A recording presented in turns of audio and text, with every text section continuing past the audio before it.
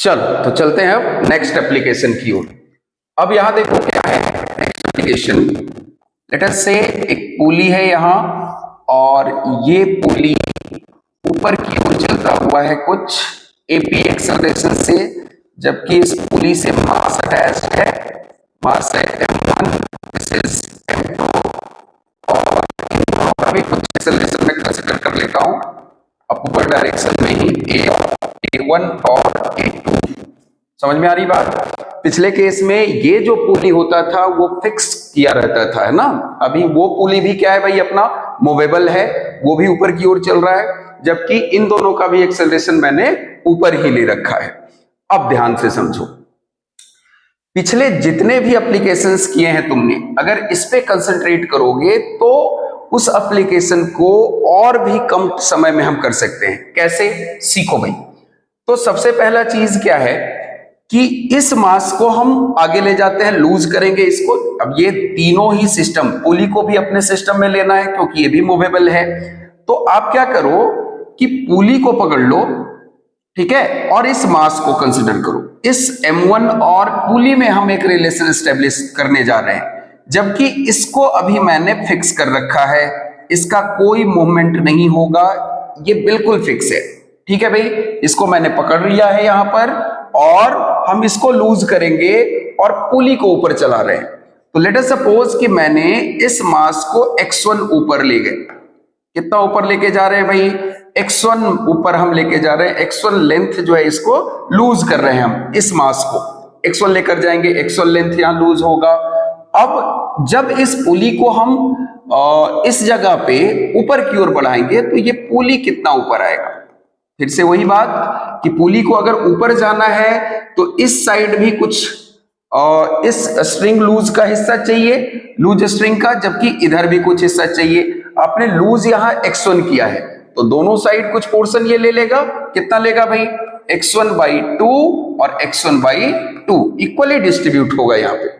ठीक है, फिर से देखो, ये मास को कितना आगे चलाया मैंने, कितना लूज होगा स्ट्रिंग? x1। और जब x1 चलाते हैं तो इस पुली को जब ऊपर की ओर ले जाओगे आप तो दोनों साइड कुछ स्ट्रिंग तो चाहिए। सोचो भाई, इस जगह से ये पुली का जो सेंटर है यहां आना है अगर इसको, तो इसके लिए इधर भी रोप की जरूरत है इतनी x1 और इधर भी इसको उतनी रोप की जरूरत होगा। तो x1 लूज कर रहे हो तो x1/2 इधर आ जाएगा, x1/2 इधर आ जाएगा। बात आ रही है समझ में? तो सोचो इसके वजह से ये पुली कितना लूज कर सकते हैं, कितना ऊपर चला सकते हैं हम? x1/2।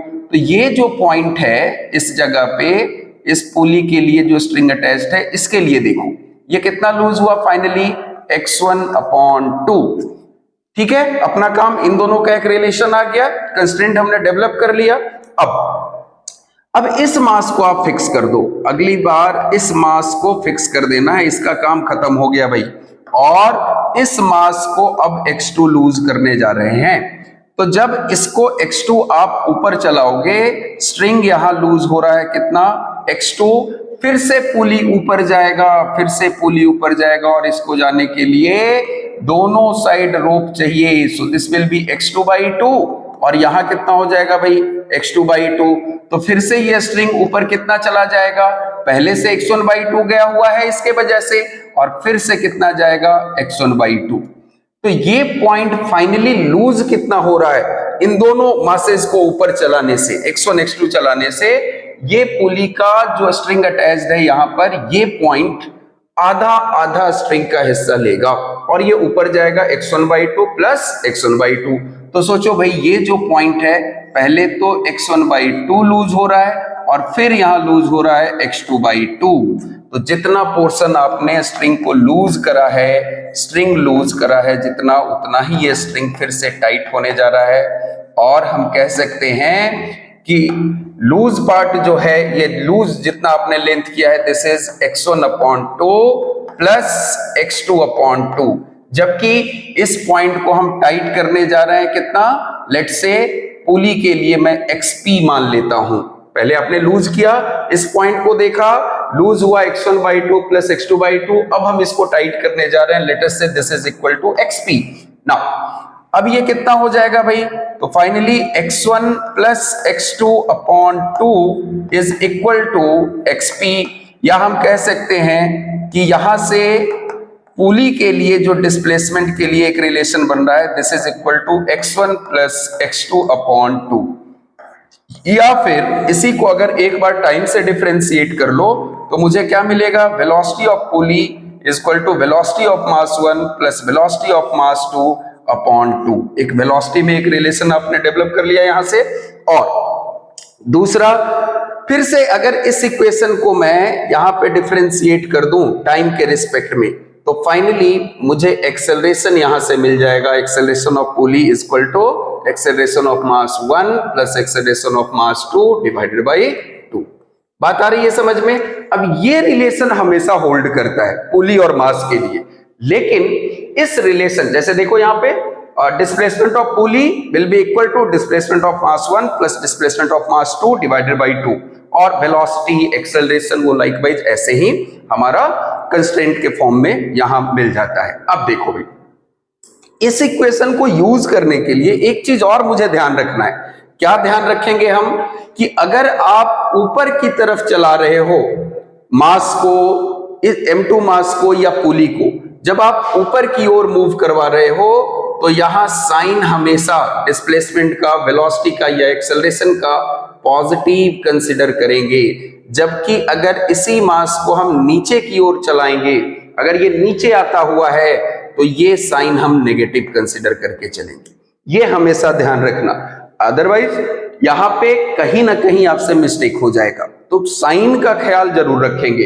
एक बार हमने अपवर्ड डायरेक्शन को पॉजिटिव मान लिया, और अगर सिस्टम में जितने भी मासेस हैं, अगर ये ऊपर की तरफ चलता हुआ है तो पॉजिटिव कंसिडर करोगे, नीचे की ओर आप चला रहे हो इसको तो उसको नेगेटिव कंसिडर करोगे। ये ध्यान से इस इक्वेशन के लिए ये ध्यान रखना भाई, ठीक है। चलिए, अब इसी जगह पे इसी कॉन्सेप्ट्स को करते हुए हम जो क्वेश्चन पहले कर चुका है हमने, वही क्वेश्चन को फिर से करने का कोशिश करेंगे, लेकिन कुछ और एप्लीकेशंस पहले यहां देख लो ताकि आपके कॉन्सेप्ट्स क्लियर हो जाएं।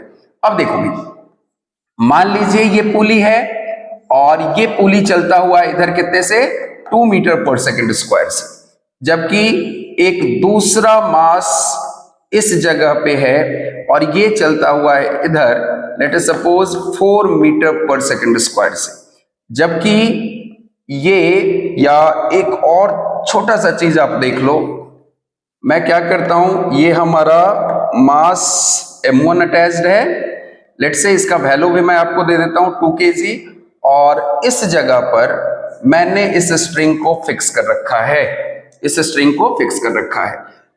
अगर इस पुली का acceleration 2 meter per second square है, आपसे पूछा गया है कि इस मास का एक्सेलरेशन क्या होगा।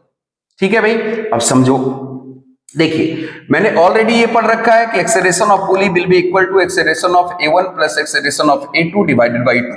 मैं इसको 1 मान लेता हूं और इस पॉइंट को 2 मान लेता हूं, जो कि फिक्स है, ये इसका कोई मूवमेंट नहीं हो रहा है, ये चल नहीं रहा है। इसका मतलब इस एक्सेलरेशन, यहां इस पॉइंट 2 का कितना एक्सेलरेशन हो जाएगा इस जगह पे, this will be equal to 0। बात आई समझ में? ये पॉइंट जो है आपने फिक्स कर रखा है, इसका मूवमेंट नहीं हो रहा है भाई, इसका कोई डिस्प्लेसमेंट, कोई वेलोसिटी, कोई एक्सेलरेशन नहीं है ग्राउंड के रिस्पेक्ट में।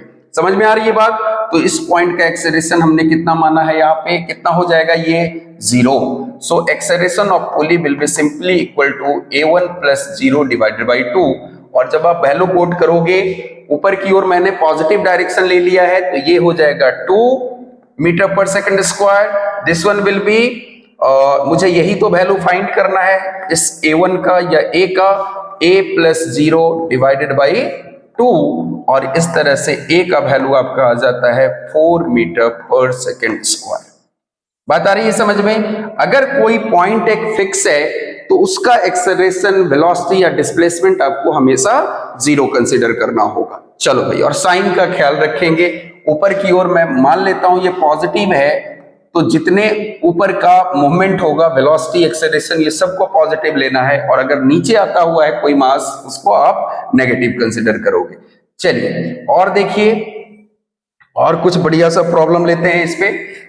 तो फिर से देखो, एक मान लो यहां पे पुली है और ये इस बार चलता हुआ है ऊपर, let's say 4 meter per second square से, जबकि एक मास है यहाँ m1 जो कि नीचे आता हुआ है let us suppose with acceleration 2 meter per second square, और इस जगह एक तीसरा मास है जिसका एक्सेलरेशन मुझे डिटरमाइन करने हैं। a2 इक्वल टू ये a2 का वैल्यू कितना होगा, चलिए जल्दी से लगा लेते हैं। सो मैं डायरेक्ट लिखूंगा acceleration of pulley is 4 meter per second square, this इसको पॉजिटिव कंसीडर कर रहे हैं, ये क्या हो जाएगा भाई -2 एंड दिस इसी का वैल्यू निकालना है, इसको a2 रख देते हैं डिवाइडेड बाई 2, ये कितना हो गया 4 2 जा 8 -2 इधर लाओगे ये 8 + 2 और ये a2। सो a2 का वैल्यू हमारा हो जाएगा यहां से 10 मीटर पर सेकंड स्क्वायर। अब आसान हो गया ये चीज आपके लिए। और देखो और ध्यान दो और सोचो भाई, लेट्स सपोज फिर से हमने एक पुली कंसीडर कर लिया यहां, और ये पुली फिक्स नहीं है, ये पुली बिल्कुल ही क्या है भाई मूवेबल है। ये फिर से इधर आता हुआ है 2 मीटर पर सेकंड स्क्वायर से, जबकि एक मास ये भी जाता हुआ है ऊपर let's say 3 metre per second square से, और यहां पे एक दूसरा पुली हम कंसिडर कर रहे हैं, इस जगह पे एक दूसरा ब्लॉक है, this is m1 this is m2, और ये जो पॉइंट है इस बार मैंने इसे फिक्स कर रखा है। समझ में आ रही है बात। अब ये दो पुली का कॉम्बिनेशन है, ये दो पुली का कॉम्बिनेशन है। ऑलरेडी आपने ऐसा वाला प्रॉब्लम एक किया है, तो फर्स्ट प्रॉब्लम मूवेबल पुली का किया था, इसी पे बेस्ड था। अब देखो उसमें स्ट्रिंग लूज करके टाइट करके किया है, इसी फंडा को हम एक लाइन में कैसे यूज करेंगे। तो सबसे पहले देखो भाई यहां पर इस पॉइंट के लिए अगर मैं इस जगह पे इसका एक्सेलरेशन मैं मान लेता हूं लेट्स से AP', ठीक है, इस पुली के लिए। तो फिर से इस पुली को छोड़ दो, इस पॉइंट को आप देखो, इस पॉइंट पे कंसंट्रेट करेंगे। मुझे इस पुली के लिए इक्वेशन लगाना है, तो मैं क्या लिखूंगा, acceleration of pulley is equal to, ये पॉजिटिव कंसिडर करेंगे, ये ऊपर की ओर चलता हुआ है 3 प्लस इसका मुझे नहीं मालूम कि ये एक्सेलरेशन कितना है, इसको रख दिया डिवाइडेड बाई 2, 2 2 जा 4 -3 इक्वल टू कितना हो गया ये AP'। तो इस जगह से AP' का जो वैल्यू आ रहा है आपके पास, this would be equal to 1 metre per second square. ये बात आ रही है समझ में। देखो एक्सेलरेशन ऑफ पुली अपवर्ड है तो 2 पॉजिटिव लिया है, 3 को भी मास m1 के लिए भी इस पॉइंट के लिए भी मैंने क्या लिया है पॉजिटिव लिया है, जबकि इसके बारे में कोई आइडिया नहीं है। मैं इसको कोट कर देता हूं AP' divided by 2। So finally इसको सॉल्व करने के बाद आपको जो आंसर मिलता है 1 मीटर पर सेकंड स्क्वायर। अब यहां से देखना है पॉजिटिव साइन आने का क्या मतलब है कि AP' भी किधर है भाई ऊपर की ओर, ठीक है। अब इस पुली के लिए सेम इक्वेशन को यहां हम अप्लाई कर देते हैं, ठीक है। अब क्या हो जाएगा अगेन देखिए, so this AP' will be equal to acceleration of this mass जो कि मुझे डिटरमाइन करने हैं। यहां पर लेट्स से मैं इसको बोल दे देता हूं A2, इस A2 का वैल्यू मुझे डिटरमाइन करना है, तो इसके लिए हम क्या रखेंगे, AP' will be equal to A2 plus, यहां देखो भाई ये पॉइंट तो बिल्कुल ही फिक्स करा गया है, तो जब इस पॉइंट को हमने फिक्स किया है तो इसका एक्सेलरेशन कितना हो जाएगा 0 डिवाइडेड बाई 2। अब वैल्यू पुट कर दीजिए, 1 will be equal to A2 divided by 2 और A2 will be simply equal to 2 meter per second square. आ रही है बात समझ में। तो अब यही क्वेश्चन को आप जब सॉल्व करोगे तो अब आपको स्ट्रिंग लूज करने की जरूरत नहीं है, टाइट करने की जरूरत नहीं है। ऑल्दो मैं आपको एक और मेथड बताऊंगा जिससे एक लाइन में ये सवाल आपका बन जाएगा, ठीक है। एक लाइन में इस क्वेश्चन को आप सॉल्व यहां से कर सकते हैं। चलो भाई एक और क्वेश्चन तब तक के लिए मुझे सॉल्व करके दिखा दो, सब लोग करने की कोशिश करो इसको। लेट से इसका एक्सेलरेशन दिया हुआ है, ये इस बार वेलोसिटी ले लेते हैं, है ना। ये 4 मीटर पर सेकंड वेलोसिटी से चलता हुआ है, ये जो मास है लेट से इधर चलता हुआ है 2 मीटर पर सेकंड रफ्तार है इसका, यहाँ मास m1 का। दूसरा एक पुली है यहाँ पर और इससे भी 2 मास अटैच्ड हैं m2 एंड m3। m2 का एक्सेलरेशन मैं ऊपर ले लेता हूं, लेट से एक्सेलरेशन है इसका भी लेट से 2 मीटर पर सेकंड स्क्वायर, और ये जो तीसरा मास है m3 इसका एक्सेलरेशन आपने डिटरमाइन करना है इस जगह पे। समझ में आ रही है भाई। तो इस प्रॉब्लम के लिए फिर से हम क्या करेंगे, देखिए यहां पे सबसे पहला चीज कि इस यहां पर इस पुली के लिए पहले इक्वेशन लगाओगे, फिर इस पुली के लिए अप्लाई कर देना है बिल्कुल बारी बारी से, और यहां से हमारा सॉल्यूशन मिल जाएगा। देखिए, आइए समझिए पहले। Let me rub this for you. देखो भाई,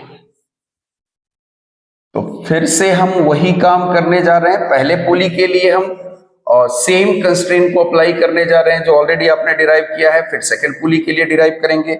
चलिए भी देखो, तो ये पहले पुली की अगर मैं बात करूं, इस जगह मैं अगर बात करूं यहां, तो इस जगह जो फर्स्ट पुली है उसका एक्सेलरेशन कितना है भाई? फर्स्ट पुली का जो एक्सेलरेशन है आपका, this is 4 meter per second square. Okay, ये है, और अपवर्ड है, अपवर्ड डायरेक्शन को हमने पॉजिटिव माना है, तो मैं सिंपली लिख सकता हूं 4 विल बी इक्वल टू, अच्छा इसको क्या लोगे? नेगेटिव, सो -2, क्योंकि डाउनवर्ड जाता हुआ है। जबकि इस पॉइंट का वेलोसिटी मुझे नहीं पता, इस पॉइंट का वेलोसिटी मुझे नहीं पता, ये वेलोसिटी लिया है आपने। चलिए भाई, तो इस पॉइंट की वेलोसिटी मैं मान लेता हूं, कुछ वैल्यू मान लेता हूं फिर से, एपी डैश, सॉरी भी वेलोसिटी रिप्रेजेंट किया है इसलिए वीपी डैश सोचोगे, तो ये हो जाएगा हमारा वीपी डैश। और एक मिनट, यहां पे अपने एक्सेलरेशन लेना है, यहां पे एक्सेलरेशन नहीं बल्कि क्या लेना है भाई? वेलोसिटी सोचना है। तो 2 मीटर पर सेकंड हो गया ये, और इस जगह भी आपको क्या डिटरमाइन करना है? Velocity, that is v3। चलो अब आते हैं, लगाते हैं, समझ में आया बात? यहां देखिए, vp डैश डिवाइडेड बाई 2, सो 4 2 जा 8 -2 कितना हो जाएगा भाई? 2। This will be equal to vp dash, so vp dash का वैल्यू जो यहां से आपको मिल रहा है, this is equal to 10 meter per second. अब मैं दूसरे पुली के लिए इसी इक्वेशन को यूज करूंगा। vp डैश का वैल्यू देखो कितना आ गया यहाँ पे, 10 meter per second, 10 meter per second. एक बार फिर से चेक कर लो भाई, तो इसकी जो वेलोसिटी है ऊपर की ओर है 4 मीटर पर सेकेंड, फर्स्ट पुली के लिए लिया, and this will be equal to -2 plus vp dash divided by 2, और जब इसको इक्वेट करोगे तो vp डैश का वैल्यू आपके पास यहां मिल जाता है 10 मीटर पर सेकेंड। ना, अब इस पुली के लिए आप यूज कर लो, पॉजिटिव ही है, और 10 मीटर पर सेकेंड वेलोसिटी ऊपर चल रहा है तो ये प्लस लेंगे, और इसको भी हम प्लस कंसिडर करेंगे क्योंकि ये मास का भी वेलोसिटी ऊपर की ओर गिवन है, जबकि v3 मुझे डिटरमाइन करना है, and divided by 2, and this will be equal to 20 - 2, that is v3 will be equal to 18 meter per second. बात आ रही है समझ में? तो इस तरह से इस क्वेश्चन को बिल्कुल ही इजीली आप सॉल्व कर सकते हैं। चलिए एक और क्वेश्चन देखो, यहीं पे आ जाओ भाई। फिर अब क्या है, 2 पुली जोड़ दे, 3 पुली जोड़ दे, 4 पुली जोड़ दे, ठीक है ना? अब बिल्कुल आसानी से आप इस चीज को कर सकते हैं। चलिए एक और क्वेश्चन हम लेते हैं इसी पे बेस्ड। मान लो कि अब जो है ये प्रॉब्लम आपका एससीबी का ही है भाई, एससीबी का ही प्रॉब्लम है। देखो यहां पे एक स्ट्रिंग को मैंने फिक्स कर रखा है, जबकि ये एक फिक्स पुली है इस जगह पे, ये पुली मूवेबल है, दिस इज मास m1, और यहां पे जो मास है दिस इज m2। समझ में आ रही है बात? अब अगर इसका एक्सेलरेशन नीचे की ओर है a2, इसका एक्सेलरेशन कितना है भाई? a2, तो आपने बताना है कि इस मास का एक्सेलरेशन, कॉमन सेंस से पता कर सकते हैं कि अगर ये मास नीचे की ओर चलता हुआ है तो ये तो इधर ही स्लाइड करेगा, ठीक है? और सरफेसेस तो सारा का सारा जो है फ्रिक्शनलेस है, स्मूथ सरफेस यहां माना हुआ है। तो सोचो भाई, इसके लिए अगर मैं ये फंडा अप्लाई करूं, मैं यहां पर अगर देखूं तो इस जगह A2 का, देखो ये पुली के लिए बात करते हैं हम, इस पॉइंट का एक्सेलरेशन अगर A2 है, तो मैंने ऑलरेडी आपको समझा रखा है कि स्ट्रिंग के लेंथ, अगर कोई भी एक स्ट्रिंग के लेंथ के अलोंग कोई 2 पॉइंट आप कंसिडर करो, let's say this is point 1, this is point 2, तो दोनों का ही एक्सेलरेशन सेम होगा। दैट मीन्स अगर इसका A2 माना है तो इधर इसका एक्सेलरेशन कितना हो जाएगा भाई? A2 ही हो जाएगा। और ये ब्लॉक भी इधर की ओर ही हमारा चलता हुआ है, इसी डायरेक्शन में चलता हुआ है। तो मैं क्या कर सकता हूं, इस जगह अगर ये A2 का मैं कुछ वैल्यू भी कोट कर सकता हूं, let's say this is 4 meter per second square, 4 meter per second square से ये नीचे की ओर चलता हुआ है। तो सोचो भाई, ये पॉइंट किधर चलता हुआ होगा? इसी डायरेक्शन में, with acceleration 4 meter per second square.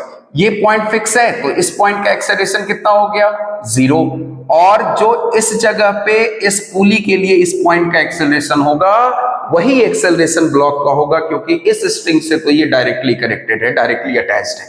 बात आ रही है समझ में? तो इस जगह पे मैं क्या करूं, देखो इस डायरेक्शन को मैं मान लेता हूं ये पॉजिटिव डायरेक्शन है। सो दिस पुली का एक्सेलरेशन देखिए इस जगह पे a1 will be equal to a2 plus इस पॉइंट के लिए 0 डिवाइडेड बाई 2, और we can say that here a2 will be equal to 2a1। तो बड़े आसानी से एक्सेलरेशन का कांस्टेंट हम निकाल सकते हैं, एक रिलेशन निकाल सकते हैं। और अगर यहाँ पे टेंशन की भी वैल्यू पूछ दे आपसे, so this will B m2g, ये आपका m2g हो जाएगा। इधर टेंशन लेंगे, टेंशन यहां भी सेम होगा, this would B also same. यहां पे कितना होगा भाई, तो देखिए ये हो जाएगा 2t। सो फाइनली मैं इक्वेशन भी यहां लिख सकता हूं m2g माइनस टी। मैंने m2g को पॉजिटिव क्यों कंसिडर किया, क्योंकि एक्सेलरेशन भी इसी डायरेक्शन में है। This will be equal to m2 into a2। जबकि इस ब्लॉक के लिए अगर मैं बात करूं, so from here this 2t will be simply equal to m1 into a1, और ऑलरेडी आपने यहाँ पे a2 का वैल्यू निकाल रखा है 2a1। जब आप इसके वैल्यू को पुट करोगे, एक सिंपल लीनियर इक्वेशन है, दो इक्वेशन है, दो वेरिएबल है, a1 भी यहाँ आ जाएगा, टी को कैंसिल कर देंगे इक्वेट करके, यहां से आप t का वैल्यू और a1 का वैल्यू डिटरमाइन कर सकते हैं। और वापस फिर अगर a1 का वैल्यू डिटरमाइन हो रहा है तो इस इक्वेशन से हम a2 भी इजिली यहां से प्रेडिक्ट कर सकते हैं, इसको फाइंड कर सकते हैं। बात आ रही है समझ में? यहां तक इस चीज को समझने की कोशिश करना है भाई, ठीक है। यहां पे जो आपको प्रॉब्लम आती है बेसिकली दो कनेक्टेड बॉडी का अगर एक पुली मूवेबल है तो एक्सेलरेशन के बीच में रिलेशन, बाकी एक बार एक्सेलरेशन के बीच में रिलेशन अगर एस्टेब्लिश हो गया, आपने फ्री बॉडी पढ़ रखा है, उस फ्री बॉडी के force equation Newton second law का यूज करके हम बाकी इक्वेशंस डिराइव करके सारे वेरिएबल्स का वैल्यू इजीली ऑब्टेन कर सकते हैं। नाउ एक बढ़िया सा प्रॉब्लम लेते हैं, और मैं उम्मीद करता हूं कि ये प्रॉब्लम को आप खुद से करके देखो, एक बार खुद से करके दिखाओ भाई। देखो यहां पे हमारे पास एक पुली है जो कि फिक्स है, यहां मैंने इस पुली से एक मास को अटैच कर रखा है।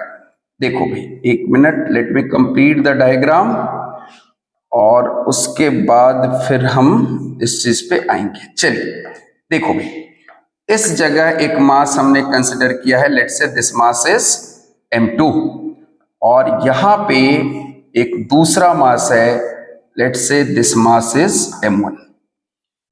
नाउ अगर हम बात करें पहले पुली की तो ये फिक्स है भाई, ये फिक्स है, ये मूवेबल नहीं है, but second and third pulley is movable right here, ठीक है। अगर मैं इसका एक्सेलरेशन मान लेता हूं यहां a1, ये ऊपर जा रहा है कितने एक्सेलरेशन से a2, so you have to determine the relation between the acceleration of both of these two masses, that is a1 and a2।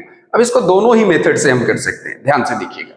Let's say कि अगर मैं इस मास को ऊपर चलाता हूं x2, कितना चला रहा हूं भाई x2, अगर इस मास को आप ऊपर की ओर चलाते हो x2 डिस्टेंस ऊपर ले जाते हैं, तो सोचो जरा कि जब ये मास कुछ यहां पे आता हुआ होगा, इस जगह कहीं आता हुआ होगा, तो ये वाला स्ट्रिंग भी यहां पे x2 से लूज होगा, ये स्ट्रिंग भी x2 से लूज होगा, और ये स्ट्रिंग भी ऊपर जाएगा तो x2 से लूज होगा।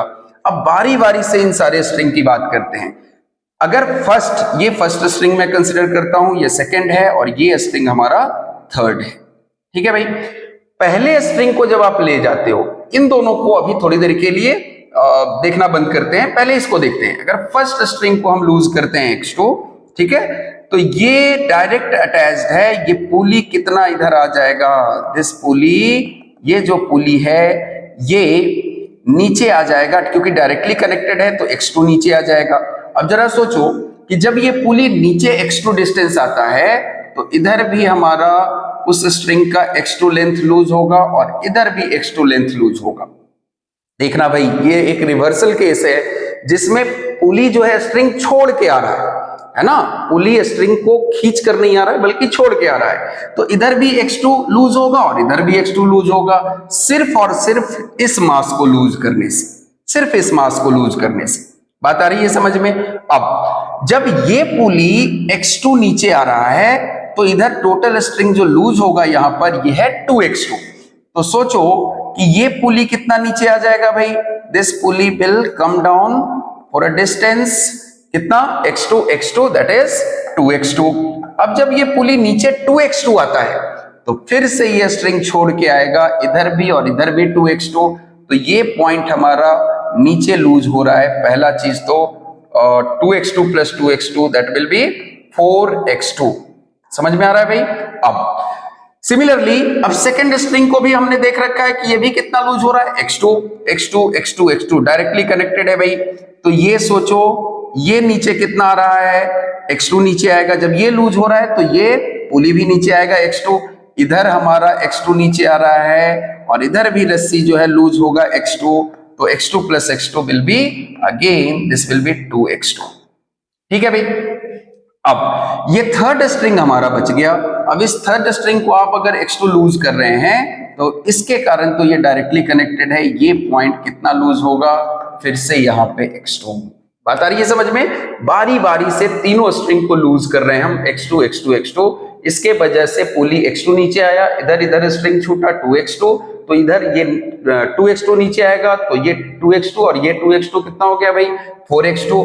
ये स्ट्रिंग को लूज करते हो फिर से x2, तो यहाँ तो बिल्कुल डायरेक्टली इसके ऊपर पास हो रहा है। तो यहाँ तो x2 लूज होता हुआ ये पुली को नीचे ले आएगा कितना x2। तो इधर भी रस्सी छूटेगा x2 और इधर भी लूज होगा x2। So this will B 2x2 और ये डायरेक्टली कनेक्टेड है इससे। इसका मतलब इसको जब x2 लूज करोगे तो डायरेक्टली ये पॉइंट हमारा x2 लूज हो रहा है एंड दिस वन जब ऐड करते हो ये तीनों को तो ये वैल्यू हमारा आ जाएगा 7x2। अब कुछ नहीं करना है, इस स्ट्रिंग को टाइट करना है कितना x1। और हम जान चुके हैं एक चीज कि x1 का वैल्यू जो होगा ये 7x2 के बराबर होगा और v1 will be equal to 7v2 और this a1 will be equal to 7a2। इस तरह से यहां पे आप एक्सेलरेशन के बीच रिलेशन एस्टेब्लिश कर सकते हैं। अगेन अगर ये बात समझ में आ रही है अच्छे से तो अब उस मेथड से जो हमने ऑलरेडी एक इक्वेशन डिराइव कर रखा है उस वाले मेथड से भी हम यहाँ पे इस वैल्यू को डिटरमाइन कर सकते हैं। दोनों ही ब्लॉक के बीच का कांस्टेंट रिलेशन हम बिल्कुल इजीली डिटरमाइन कर सकते हैं। देखो भाई यहाँ पे एक पुली आपने अटैच करा था, यहाँ इस जगह पे ये पुली फिक्स है। सेम प्रॉब्लम को एक दूसरे तरीके से हम करने की कोशिश करते हैं। ये दूसरा पुली है हमारा और इस जगह पे तीसरा पुली है। थोड़ा सा इसको रब कर लो। चलो भाई ये जो मास था हमारा दिस वाज m2 और इसका एक्सेलरेशन आपने माना था कितना a2, जबकि ये है हमारा दिस मास का एक्सेलरेशन इज a1 और ये किधर की ओर आता हुआ है, नीचे की ओर। ठीक है भाई? अब ध्यान से सुनिएगा, अगर इसको आप a2 चला रहे हो तो ये रस्सी के लेंथ के लॉन्ग हर एक पॉइंट का एक्सेलरेशन a2 आएगा। इसका मतलब ये पुली नीचे की ओर आ रहा है कितने एक्सेलरेशन से, a2 एक्सेलरेशन से। जबकि जब ये a2 एक्सेलरेशन से नीचे की ओर आ रहा है तो ये पॉइंट, क्योंकि आपने इस पूरे ब्लॉक को कितने से चलाया है भाई, a2 से। कितने से चलाया है इसको, a2 से। ठीक है यहां तक? अब ये पुली नीचे a2 से आ रहा है जबकि ये भी ऊपर जा रहा है, a2 से जाता हुआ है। ठीक है? अब इस पुली के लिए अगर हम बात करें तो अलग इक्वेशन यूज करेंगे, इस पुली के लिए अलग यूज करेंगे और इस पुली के लिए अलग हम यूज करने जा रहे हैं। देखिए ध्यान से सोचिए, ये पॉइंट अगर a2 से जाता हुआ है तो ये पुली a2 से नीचे आता हुआ है, जबकि इसका ये पॉइंट a2 से, और ये तो फिक्स ही है तो इसके लिए सोचने की कोई जरूरत है ही नहीं। इसमें तो पुली का कोई इक्वेशन लगेगा ही नहीं। इस पुली पे हम कंसंट्रेट करते हैं। देखिए इस पुली के लिए बोलो भाई कितना हो जाएगा, ये नीचे की ओर आता हुआ है a2 से। So a2 will be equal to this minus a2 है ना, क्योंकि नीचे की ओर है तो इसको माइनस a2 हम कंसिडर कर लेते हैं। और ये क्या हो जाएगा, a2 प्लस ये पॉइंट का एक्सेलरेशन मुझे नहीं मालूम है इस पुली का, इस पॉइंट के लिए इसको आप a डैश कर लो। सो a2 plus a dash divided by कितना 2। तो ये कितना हो गया देखो, -2a2 and -a2 that will be equal to a dash। और ध्यान से सोचिए तो इस a डैश का वैल्यू आपके लिए आ रहा है कितना, -3a2। बात आई समझ में? अब सोचो, ये पॉइंट अगर नीचे आ रहा है -3a2 से, ये पॉइंट जो पुली से कनेक्टेड है, तो इसका मतलब ये पुली भी नीचे आएगा 3a2 एक्सेलरेशन के साथ। नेगेटिव साइन क्या इंडिकेट कर रहा है कि ये भी नीचे की ओर चलता हुआ है। कितने एक्सेलरेशन से? 3a2 से। अब अगर मैं इस पुली के लिए बात करूं फिर से एक बार, तो सोचो कि यहां पर एक और पॉइंट है, ये भी अगर आपने a2 से इसको चलाया है तो ये भी a2 से जाएगा, और ये एक्सेलरेशन इस बार मुझे डिटरमाइन करना है। तो इस पुली के लिए बात करते हैं भाई, इसके लिए क्या यूज होगा? देखो, ये पुली नीचे की ओर आता हुआ है with acceleration 3a2, so -3a2 लेंगे। ये पॉइंट जो इस पुली के साथ अटैच्ड है, this will be equal to a2 plus इस पॉइंट का एक्सेलरेशन आपने ऑलरेडी कह दिया है, this is -a1 divided by कितना, 2। तो देखो -6a2 हो गया इधर, और इस a2 को अगर इधर लाऊंगा मैं, so this will B also -a2। अच्छा, एक चीज, ये नेगेटिव नहीं, क्योंकि मुझे इसको डिटरमाइन करना है, तो इसको साइन जो है हम यहाँ पे पॉजिटिव ही कंसिडर करके चलेंगे।